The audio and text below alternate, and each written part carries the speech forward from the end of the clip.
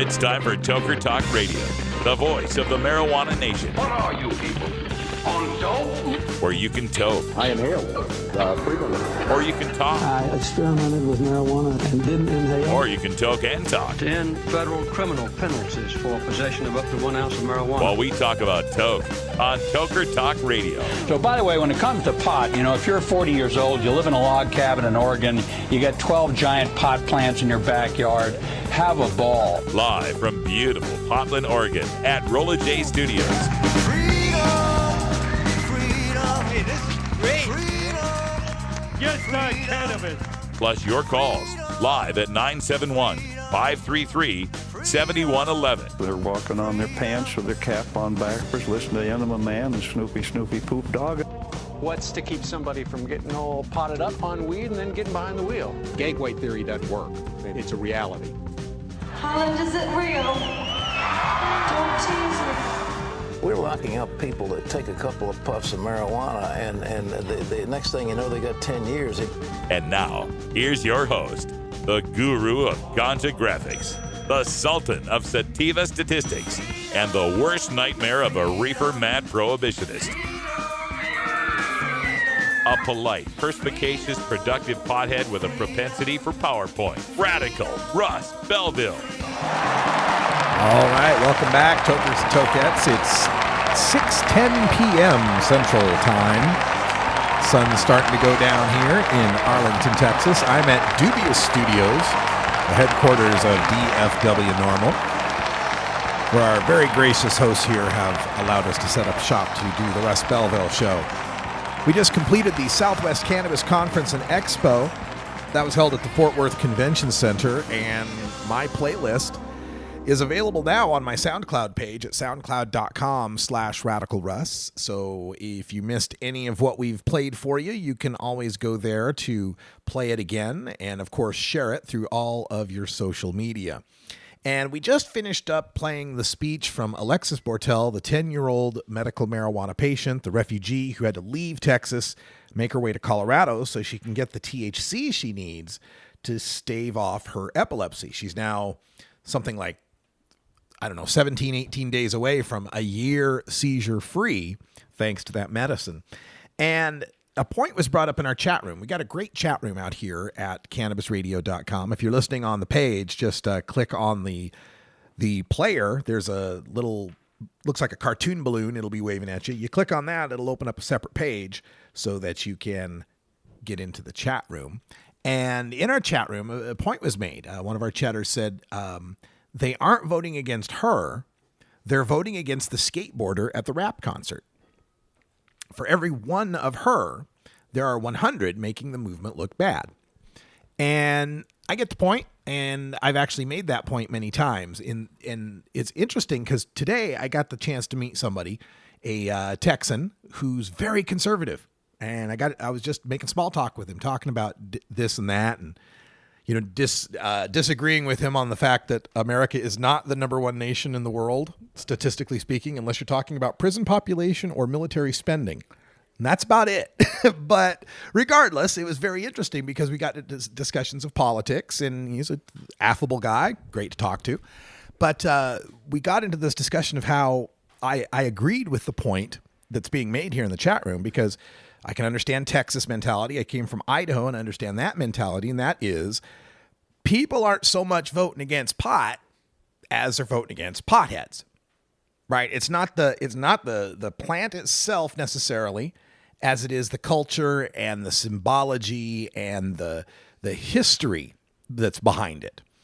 And, Leland Berger, the great attorney in Portland, Oregon, coined the term cannabigotry to describe it. Now, it's exactly what it is. It's an emotional reaction to symbols.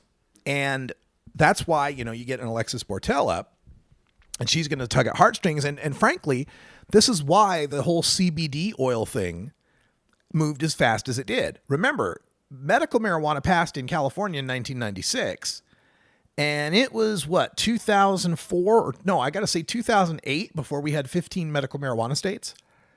I'm guessing. I'm pretty close, though. It was late before we finally reached 15, right? They went from the first medical CBD state in Utah in 2014 to having 15 of them within a year. And that's because the position was unassailable. Little kids with epilepsy, you can see them seizing, then you can see them given this oil that does not get them high, and then you can see them stop seizing. And there's nothing involved in it whatsoever that would be useful as a recreational drug product. So it was unassailable. There was, of course, it passed one right after the other, and now there's kind of a backlash with what Alexis is saying. Is this is actually kind of a cover? Well, she's not saying this, but I'll say it. It's a cover for these politicians to be able to say, "Yep, we did something about medical marijuana. We gave you the actual medical stuff, not the stuff the hippies want." So we're going to talk about that a little more when we come back from break here, because since I'm live in Texas, I'm kind of feeling it. I'll be right back after this. I'm Radical Russ. This is the Russ Belville Show on CannabisRadio.com. New beginner guitars and banjos are often constructed much better than ones built before your time. Why struggle? Get a new instrument or fix the old one. The trusted professionals at the Fingerboard Extension will evaluate your instrument for free. Repairs are priced for people who work for a living. Stop by the Fingerboard Extension downtown Corvallis at 120 Northwest 2nd Street today, or check out its inventory on the web at fingerboardextension.com. It's time for Cannabis Facts about teen drug use from Robert Platshorn's thesilvertour.org. This message is supported by our donors and Hemp Inc., a public company poised to lead America's hemp revolution at hempinc.com. A recent survey by the U.S. Centers for Disease Control indicates that in states that have legalized medical marijuana, the rate of marijuana consumption among high school students has not increased. In fact, in legal states like Colorado, teen use has actually decreased significantly. It's simply no longer a big deal for teenagers in legal states.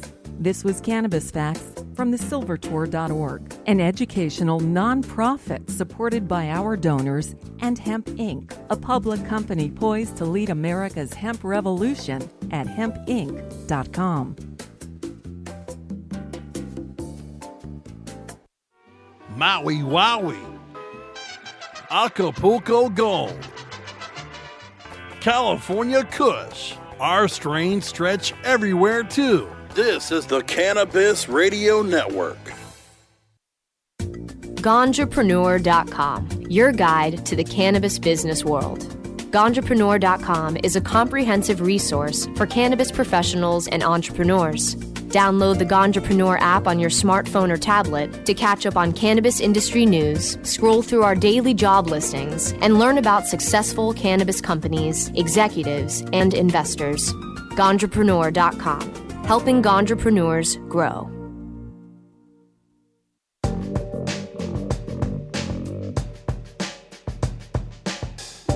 Warning, hits taken on this show are larger than they appear. Do not try this at home. These people are professionals. Or at least they pay me to say that. This is Dan Michaels from danmichaelsaudio.com, and you're listening to Radical Russ on CannabisRadio.com. Thank you, Dan Michaels. Welcome back. We are live in Arlington, Texas, as it's getting toward sunset here. And we were just discussing red state attitudes toward medical marijuana. You know, this story with Alexis Bortel, a completely unassailable medical marijuana story. Little girl's got epilepsy. You give her CBD with THC. The epilepsy stops. End of story, right? That's easy. That's unassailable. But where it gets difficult, where it gets murky for people that are still opposing medical marijuana is the fear that it becomes recreational, that it becomes the marijuana culture becomes a part of that. And there's an element to which that's impossible to separate. See, I've always discussed how there's a marijuana iceberg. And it's like the people who use marijuana and support marijuana is an iceberg, and you only see the top 10% above the water. And that water line is prohibition. And that top 10% up there are going to be your artists and your freaks and your libertines and your musicians and your activists and your advocates. And then a small part will be patients and their advocates and, just liberty-minded activists, right? But generally, what people are going to see from that is the tie-dye, hippie, pot, weed kind of culture. But they don't realize below the prohibition waterline that other 90% down there is mostly you and me. It is mostly people that, we don't have a problem with other cultures and other people, but it's not us, right? We're just hardworking people, sometimes called corporate stoners if you got a white-collar career like I did, or, just hardworking people in, restaurants and people working in janitorial, people working, cubicle jobs, sales, clerks, all that kind of stuff. We just average, normal, everyday people. But we can't come out. They're the people that can't come out because you lose your job, you lose your kids, and so forth. So the problem then, it's a conundrum, a paradox, catch-22, if you will, is that you need more of the out people to be the typical mainstream, unoffensive folks, but those people can't come out until it's made legal, and the people trying to make it legal are the ones that contribute more to the stereotype that makes it harder to make it legal for the people that don't contribute to the stereotype to come out to make it, and then you're all caught up in that. So it's never going to be easy. You can't expect the grassroots element of marijuana reform to not want to be a part of it. What it becomes is trying to leverage the best that you can leverage in the public eye and in the presentation.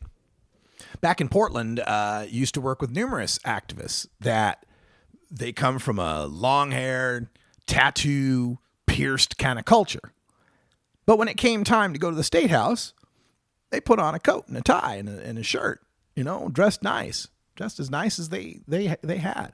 Didn't take out the piercings necessarily, but they showed the effort. And it's like, if I was going to go play pickup basketball at the YMCA, if I showed up there in dress shoes that make black scuff marks all over the court, I'm not going to be very welcomed, right? You got to wear the uniform for basketball, sneakers and shorts and a tank top, right?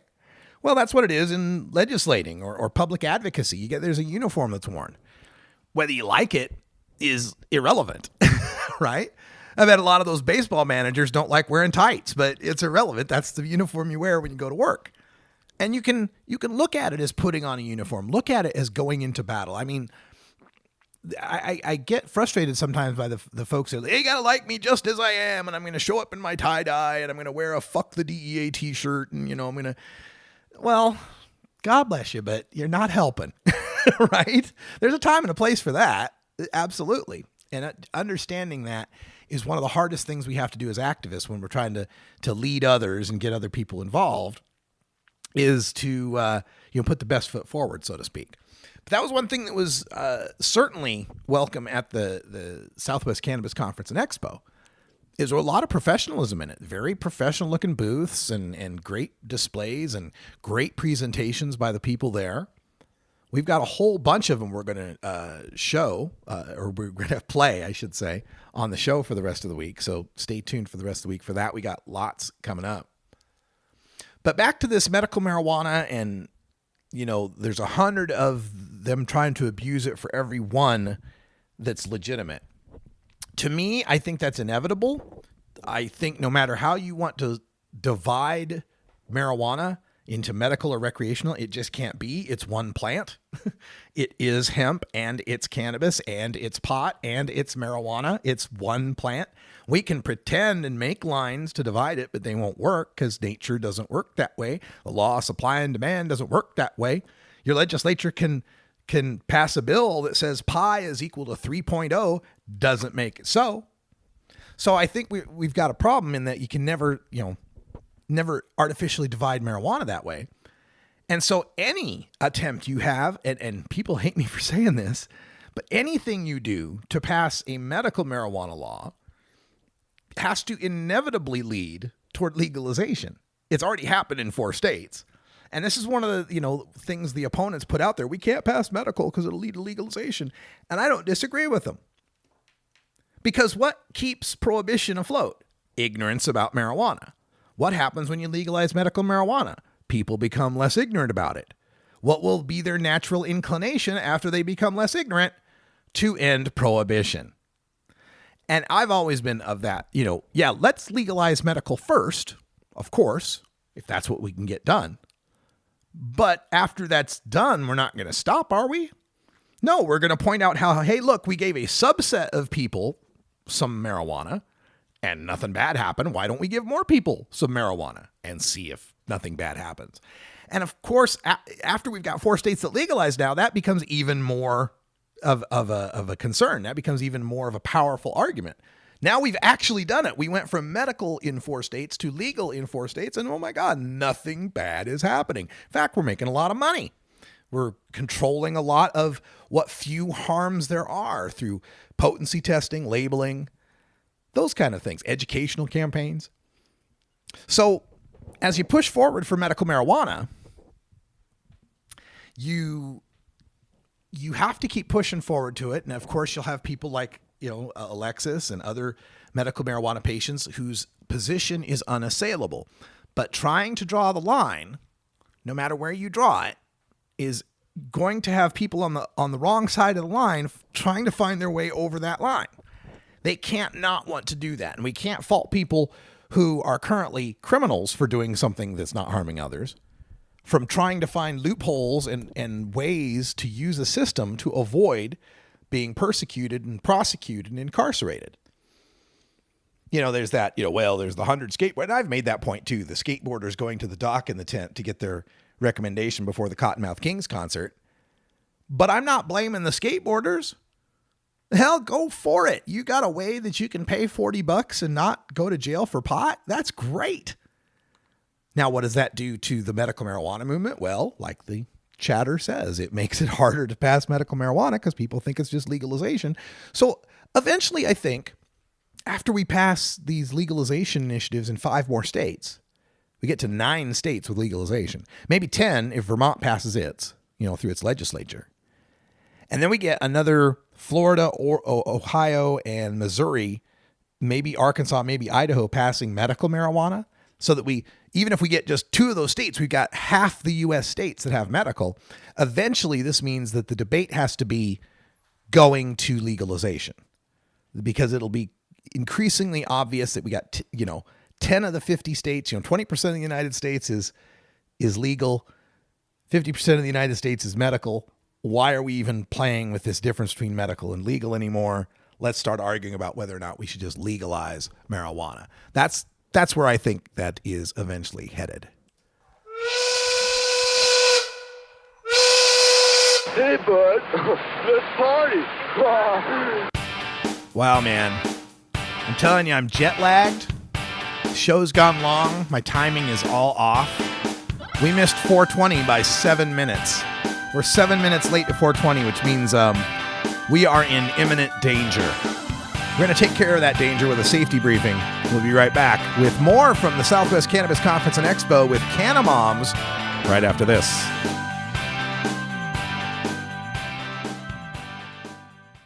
From high atop Mount Soledad in San Diego, California, 100 feet above sea level. Good morning. It's good news with Cannabis Nurse Heather. This plant is amazing. Positive change is happening. We did it. No matter who you are, you can make a positive impact on the world. I would rather be illegally alive than legally dead. And that quote helped to give you strength. Nurse Heather is only on CannabisRadio.com. Good morning, Cannabis Nurse Heather. Dr. Dabber, hurry! Its temperature is shooting past 1,000 degrees Fahrenheit. It's burning up. I'm afraid for this little guy, it's just too late. What caused the problem? Only Dr. Dabber can maintain the perfect temperature for a smooth-tasting, slower burn. This standard vaporizer lost all of its health benefits, sending it up in smoke.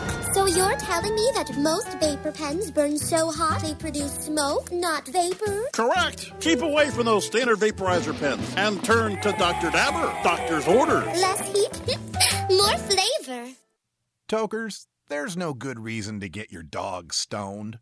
While it might not harm them physically, imagine being a dog who already begs for treats all day, and then imagine that dog having the munchies. Not cool. Warning. Hits taken on this show are larger than they appear. Do not try this at home. These people are professionals, or at least they pay me to say that. A public service message from CannabisRadio.com and The Russ Belville Show. The Russ Belville Show is proudly sponsored by the Marijuana Business Association. The MJBA, called by NBC News the Cannabis Chamber of Commerce, is the fastest growing business association in the fastest growing industry in America. I've been working with the MJBA for years, and I personally invite you to join the MJBA. MJBA also publishes the popular MJ Headline News on Facebook and the MJNewsNetwork.com and Marijuana Channel 1 on YouTube. Visit mjba.net for more details.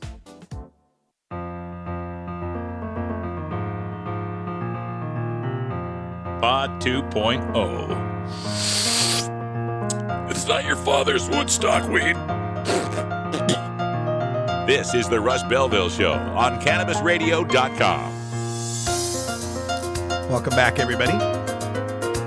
Half past the hour here, and reminding you, coming up at the top of the hour, Stoner Jesus takes over here live on CannabisRadio.com. And I'll be making my way to Lucky Horseshoe Tattoo, its new location. It's got 2 locations now. Heading to Lucky Horseshoe Tattoo to get the update on my back tattoo. We've got to add Anchorage, Columbus, Richmond, and a little Jamaican flag. So I'll be enjoying a little bit of pain, and I might just Periscope it. So if you're watching, following Radical Russ, catch me on Periscope enjoying some pain. Now, coming up next, we've got Lily Howard and her family. She spoke before Alexis got on stage as part of a panel that featured moms that were battling to work the Texas CBD oil law. This is again from Southwest Cannabis Conference and Expo just yesterday. Hi, my name is Lily Howard. I am 8 years old.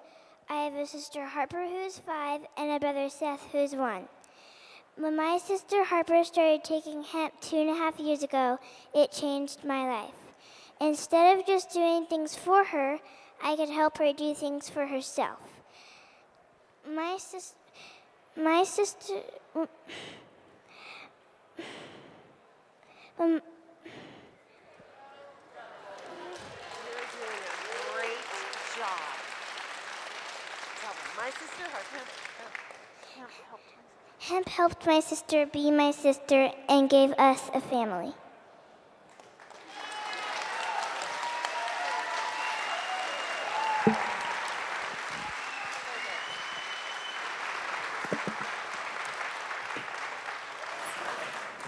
Thank you. I'm going to try not to cry. I'm so proud of her.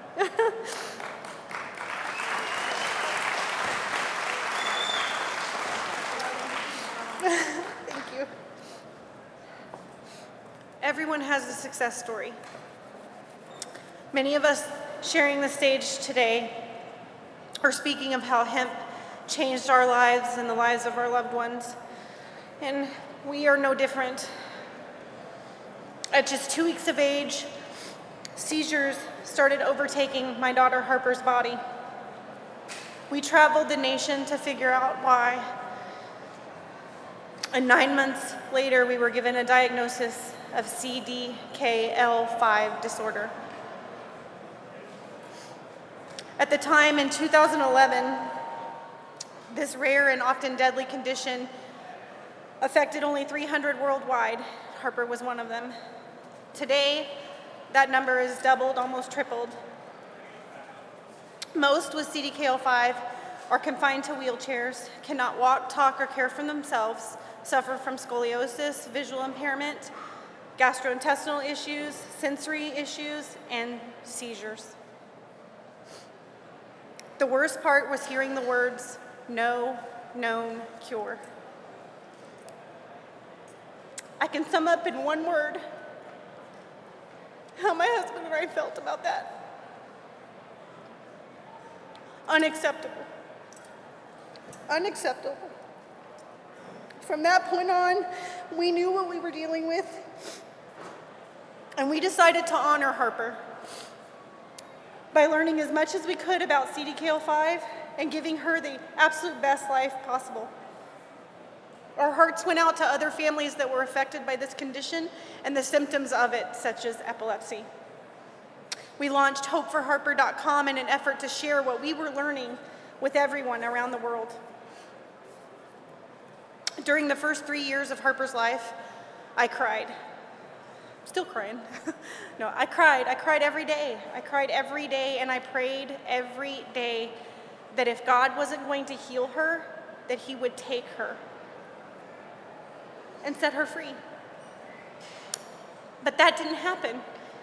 And when that didn't happen, I realized that it's because Harper had a mission, and then it became our mission to help her fulfill her mission. In the fall of 2013, I saw a documentary on cannabis use for seizure control. And I thought, well, we live in Texas. We can have all the guns in the world, but marijuana, even for medical use, at that time just wasn't gonna happen.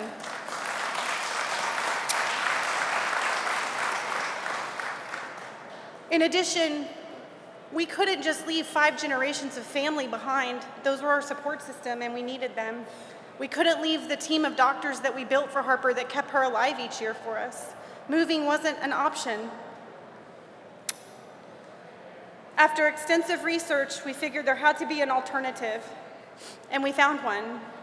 It was RSHO from hemp meds.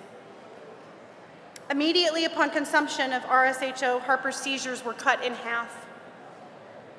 Harper went from 40 plus seizures per day to none after 6 months of using RSHO.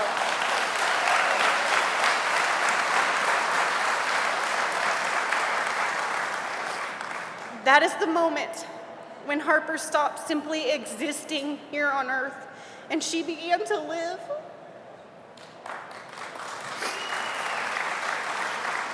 Her increased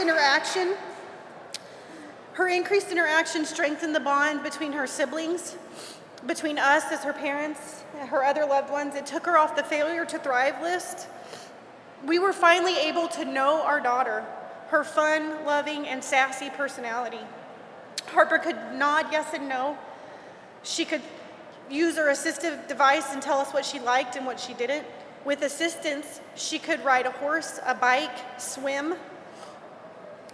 She wanted to be with other girls her age, dress up, and have fun. Harper redefined what it meant to have a normal childhood. In 2015, she was crowned National America Miss Texas Princess Cover Girl.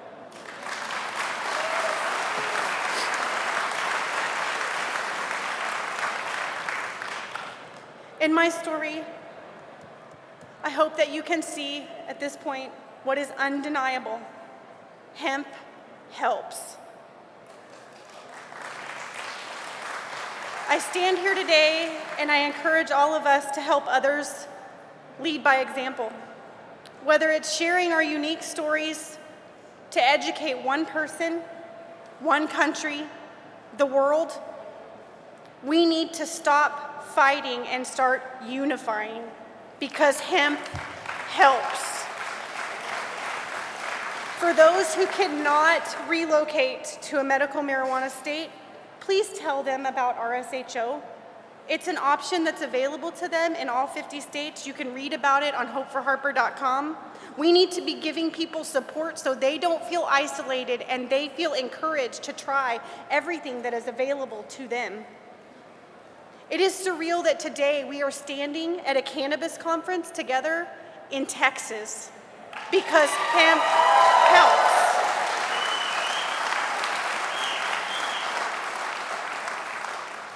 Because hemp helps. Cannabis encompasses many strains, and since each person metabolizes differently, one is not necessarily better than another. To me, it's like wine. Not that I drink a lot of it, but I know that there are a number of varieties out there, and everybody needs to find the one that suits them best. Cannabis is the same. There are a number of varieties, and we need to encourage people around the world to find the strain that works the best for them, and that they take what's available to them, because hemp will help them. If we as a cannabis culture cannot unify in respect, how can we petition, not fight, for what we already know? I'm going to say that again. If we as a cannabis culture cannot unify in respect, how can we petition, not fight, for what we already know? Hemp helps.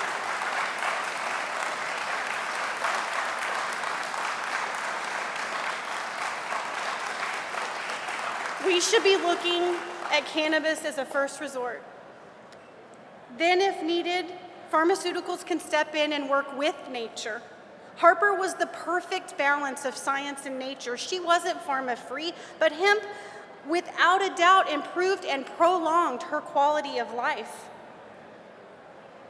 But it couldn't cure genetics. Sadly, January 8th of this year, Harper passed away. But cannabis left us knowing so much about her that we would never have known had it not been for her taking RSHO. We know her likes, her dislikes. I can tell you her favorite color, her favorite number, her favorite animal. We can do that because of hemp. Through sharing her journey on Facebook, Harper was able to help another little girl with CDKL5 in Brazil. That led to the Brazilian government's historic decision to approve RSHO for import, government subsidies, waiving of import taxes, and covering the cost of it under health insurance. Why? Because hemp helps.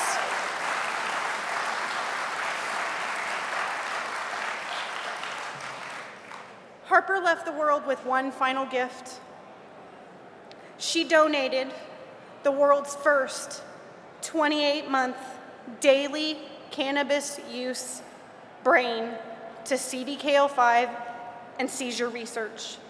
She did that because Harper Howard wants the world to know that hemp helps.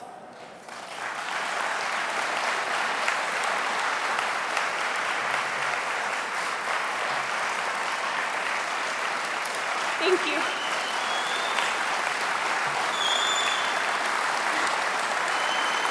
Thank you. As I said when I started, everybody has a success story that's here. And I would like to show you via video Harper Howard's. Thank you. Medical cannabis may not be the answer to everything for everyone, but it does help a large portion of our autism community and our special needs families. Whole plant, just like God created, because the body was divinely designed, and what we need to achieve optimal health is here. No patent required.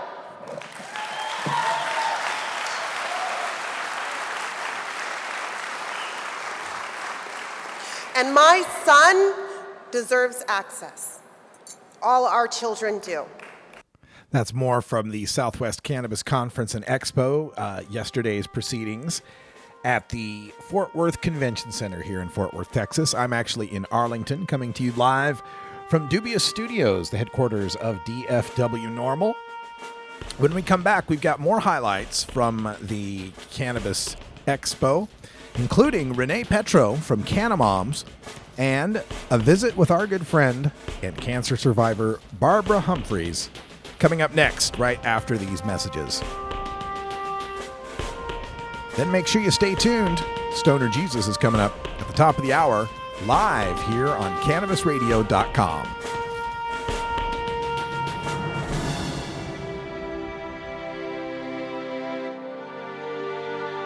This is the Russ Belville Show on CannabisRadio.com.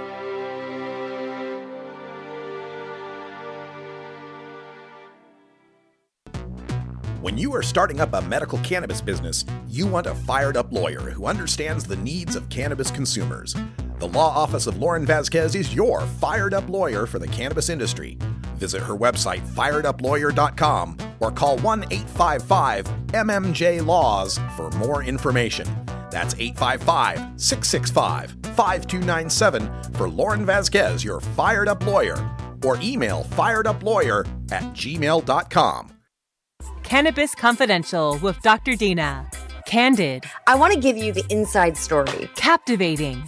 I want to introduce you to my kind and amazingly talented friends. Compelling. We get to meet some of the most amazing cannabis activists and warriors around. Listen in as medical marijuana pioneer Dr. Dina shares never-before-heard stories, chats with cannabis insiders and celebrity friends, and provides invaluable perspective and insight into one of the fastest-growing industries in the world. I want to share with you what was once confidential information. Let's expose the truth, discuss the issues, and learn the facts. Cannabis Confidential, only on CannabisRadio.com. Great websites today need expert web design and development and need to be e-commerce ready and mobile friendly. But building a marketable and profitable website can be an uphill climb. Ready to make your new website or replace your existing website? Think Orange as the new way to get in the black. Orange Hill Development works with Fortune 500 companies and offer the same top quality development service at a fraction of what other providers charge. Brands like Absolute, Carlsberg, and Nestea trust Orange Hill Development. Find out why you should trust your website with Orange Hill. Contact Orange Hill for a consultation today at orangehilldevelopment.com.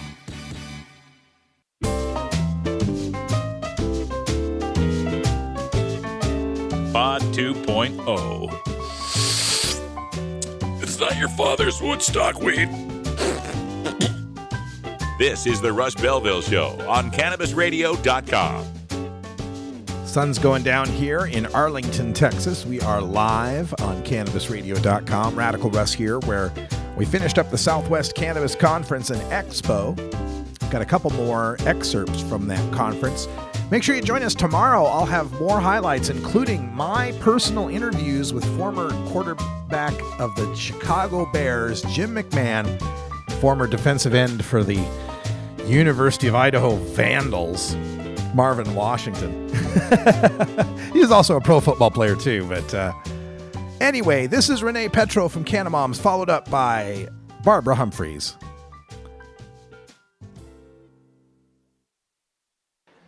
Good day, tokers and tokettes and non-toking lovers of liberty. Radical Russ here. Day 2, early in the morning on a Sunday at the Fort Worth Convention Center for the Southwest Cannabis Conference and Expo. And I've come back to a booth here representing Canamoms, and we're going to speak to one of the Canamoms right now. Tell folks your name. Renee Petro. Hi, Renee, and tell us about Canamoms.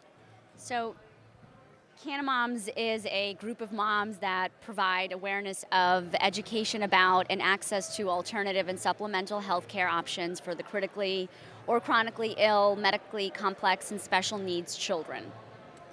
So with Canamoms, then you're dealing with a lot of these children with the intractable epilepsy, with other conditions that can be treated by cannabis oils, for example.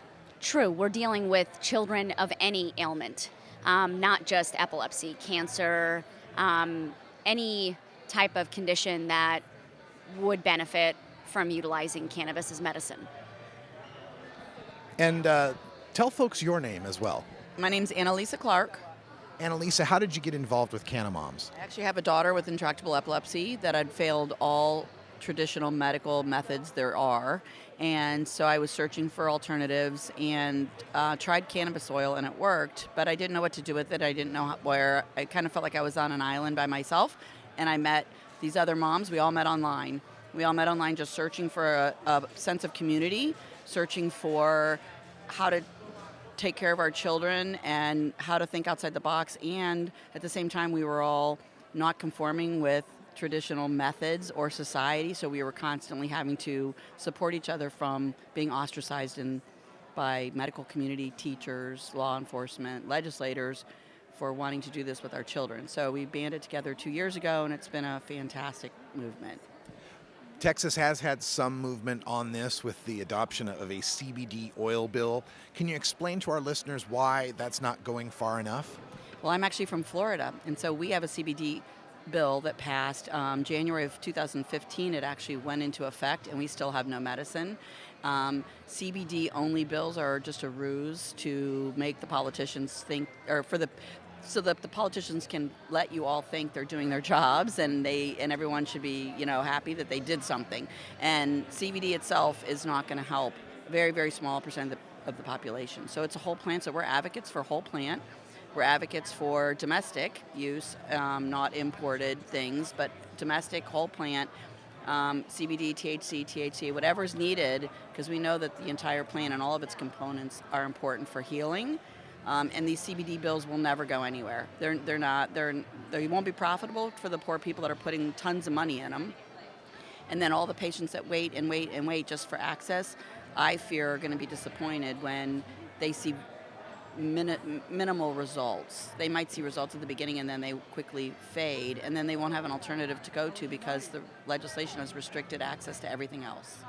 Now, you mentioned you're from Florida, so Canna Moms is a national group, I assume? We actually started in Florida, and we are a national organization, and we just started doing chapters. So if you go to the cannamoms.com website, you can actually start a chapter in your state or local community, and then we support you in that with all of our education awareness, our legislative issues, as well as our community with it, which is our goal would be to raise funds to have grants for people who need access to medicine, because even if it's CBD only, it's very expensive.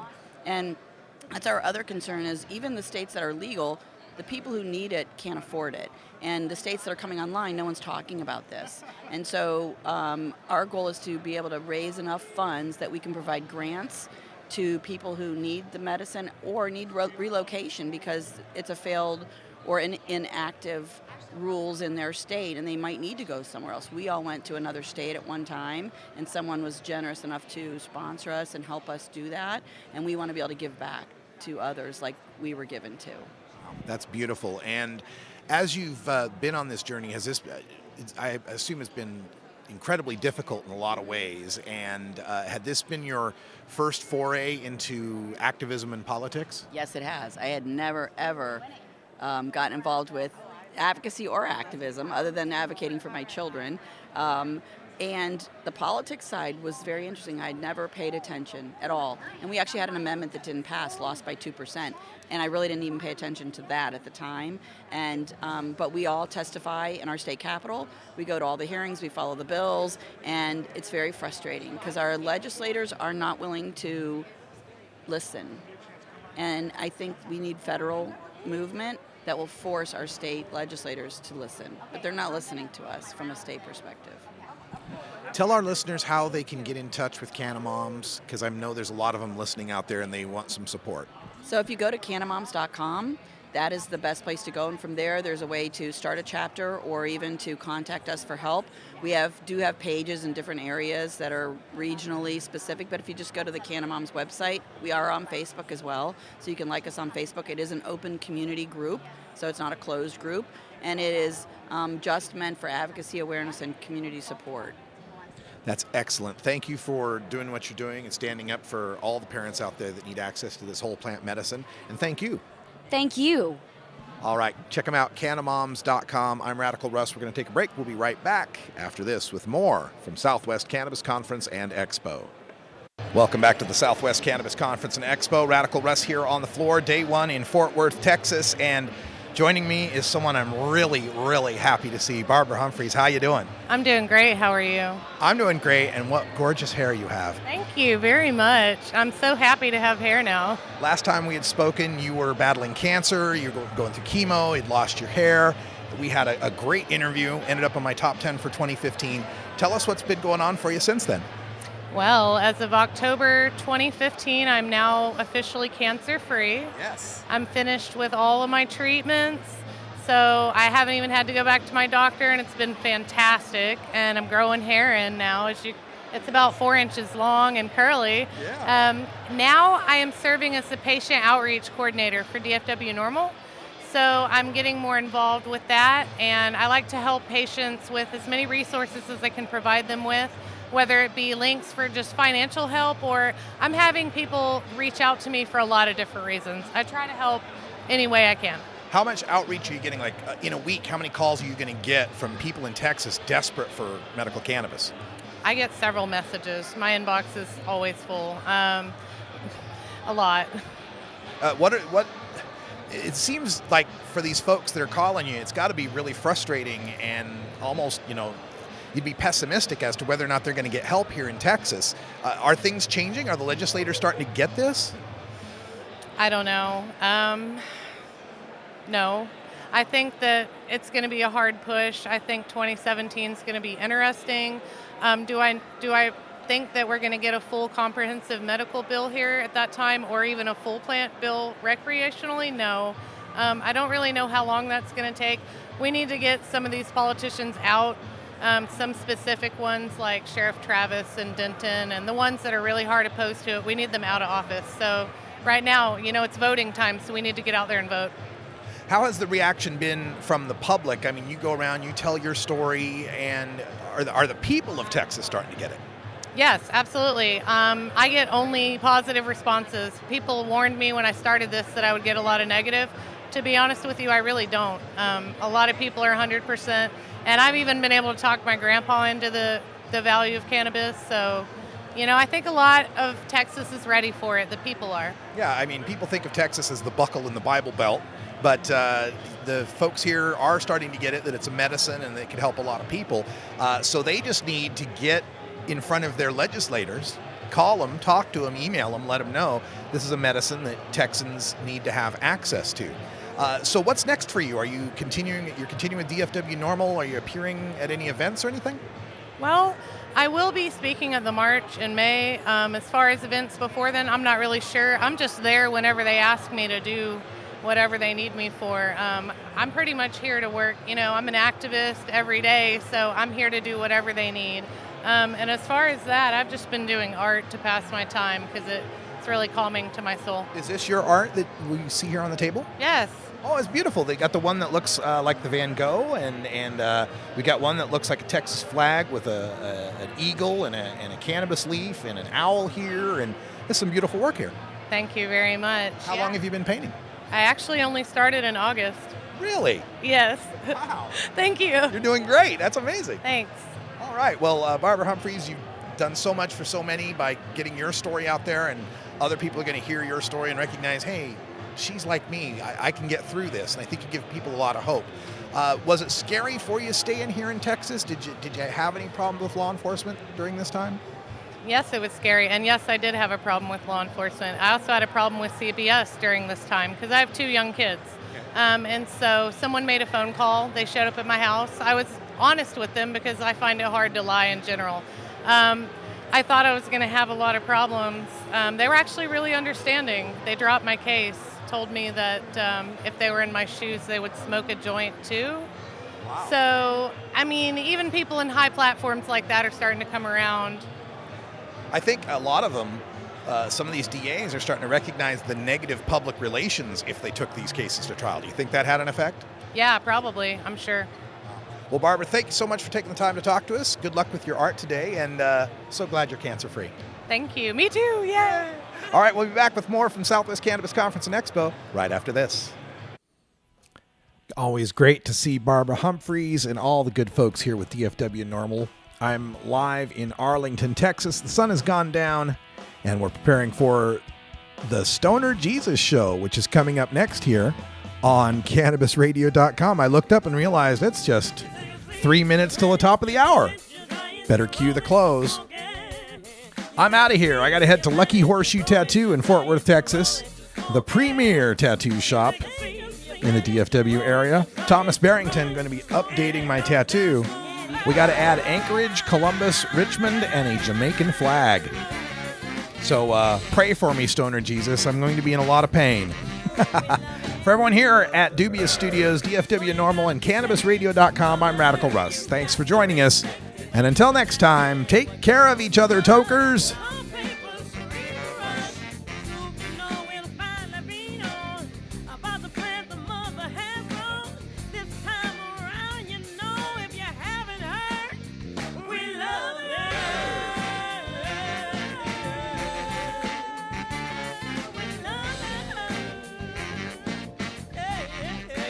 This is the Russ Belville Show. The Russ Belville Show is blogging and podcasting daily at radicalruss.com.